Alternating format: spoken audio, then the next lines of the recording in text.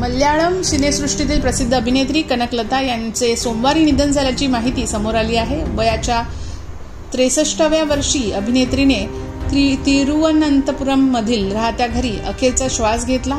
गेल्या 3 वर्षापासून कनकलता डिमेन्शिया नावाच्या आजारापासून त्या त्रस्त होत्या. डिमेन्शिया हा आजारामुळेच त्यांचे निधन झाल्याचे वृत्त आहे. 3 वर्षापासून या गंभीर आजारी होत्या. कनकलता यांना निद्रानाश आणि स्मृतिभ्रंश झाल्याने त्या गंभीर आजारी झाल्या होत्या. त्यांना झोपेसंबंधित आजार होता. 2022 मध्ये त्यांना डिमेन्शिया नावाच्या आजारांचे निदान झाले होते. कनकलता यांच्या निधनाचे वृत्त कळताच मल्याळम चित्रपटसृष्टीत शोककळा पसरली आहे. अनेक कलाकारांनी आणि लाखो चाहत्यांनी त्यांना श्रद्धांजली वाहिली. कनकलता यांनी विविध भाषांमधील 250हून अधिक चित्रपटात काम केलं आहे. त्यांनी अनेक मालिका, नाटक, शोजमध्ये काम करून प्रेक्षकांच्या मनावर राज्य केलं.